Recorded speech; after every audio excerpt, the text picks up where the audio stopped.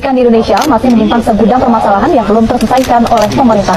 Orang-orang berpendidikan kok bisa salah mengambil kebijakan? Yang sebenarnya tak layak jangan masih sangat besar dalam pendidikan. 75 tahun Indonesia sebagai contoh yang biasa belajar namun di Indonesia, kesenjangan pendidikan masih menjadi masalah.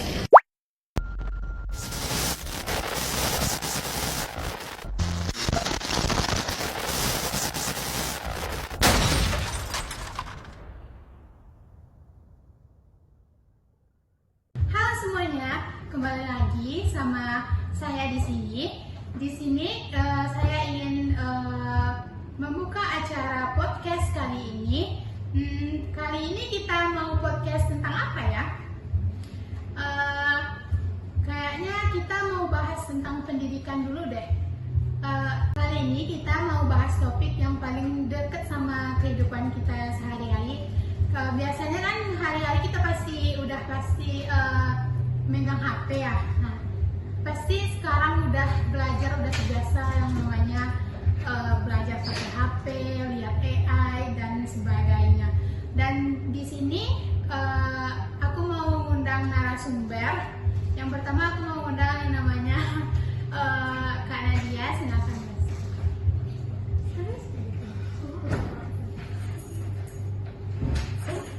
Halo semuanya, perkenalkan nama aku Nadia. Ada lagi nih, satu lagi narasumber kita. Kita sambut Gilang. Hai semuanya, perkenalkan saya Gilang Muhammad sebagai narasumber. Menurut kalian berdua nih, ada nggak perbedaan sekolah dulu sama yang sekarang? Yang pertama dari Kak Nadia dulu nih. Menurut aku sih, perbedaan dulu sama sekarang tuh, kalau dulu kan kita nggak bisa cari AI, jadi kita tuh belajar yang benar-benar belajar lihat buku gitu. Jadi kalau sekarang tuh kita gampang gitu belajarnya, bisa lewat HP atau dari aplikasi manapun ada gitu. Oke, lebih cepat gitu ya. Iya. Kalau dari Gilang sendiri? Kalau dari saya mungkin dulu saya belajar menggunakan buku. Sekarang siswa-siswi tergantung pada AI, HP dan internet. Udah jarang ya kalau ke perpus itu ya. Sekolah kan kalian kayak sering pakai AI pasti kan? Teknologi apa sih yang sering kalian pakai? Kalau aku sendiri ya, aku sering kayak gunain ChatGPT buat bantu belajar gitu. Ada juga Meta AI, gitu sih. Kalau Gilang? Kalau saya sih sering menarik Google Wikipedia, Cici, semua dolar. Banyak ya kalau zaman-zaman sekarang ini ya. Kita jujur ya. Menurut kalian teknologi di pendidikan itu lebih banyak sisi negatifnya apa positifnya sih? Ada sisi positifnya, ada juga sisi negatifnya sih. Kalau dari segi positifnya, kita bisa lebih praktis ya belajarnya. Dari manapun kita bisa belajar gitu. Tapi kalau untuk sisi negatifnya, kayak kita jadi kecenderungan HP gitu, nggak bisa berpaling gitu dari HP. Itu sih. Kalau dari Gilang sendiri?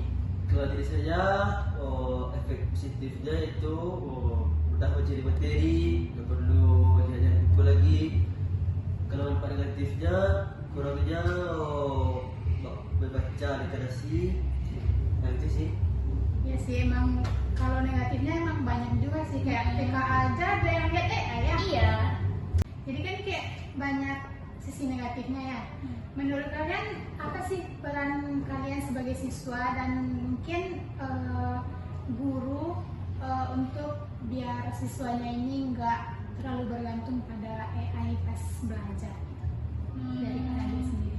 Gurunya kayak harus belajar kreatif gitu ya, dan mau juga belajar teknologi. Dan siswa juga harus sadar kalau teknologi itu cuma buat alat bantu, bukan buat alasan, buat malas-malasan gitu.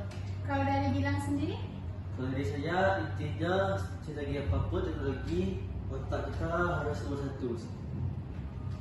Kita nggak boleh diperbodoh ya sama AI ini sekarang gitu ya. Terakhir nih, menurut kalian pendidikan di masa depan nanti akan kayak gimana sih? AI juga makin sering dipakai sih, dan juga guru tetap memiliki peran penting sih di kedepannya. Ya, dan nantinya juga kita sikap tuh lebih penting kan, tata krama. AI kan nggak bisa. Iya. Dia kan hanya buatan manusia. Kira gimana? Kalau menurut saya teknologi boleh canggih, tetapi nilai sikap, karakter tidak boleh digunakan Ya, oleh itu tadi. Gak kerasa ya obrolan kita ini udah panjang gitu ya. Nah, semoga video ini juga bisa membuat kita lebih mengerti ya tentang teknologi dan cara penggunaannya itu ada dampak positif dan negatifnya juga. Jadi kita harus ngambil sisi positifnya sih yang lebih banyak. Gimana ya sisinya? Ya. Kalau saya ingat ya, teknologi itu bukan bos, bukan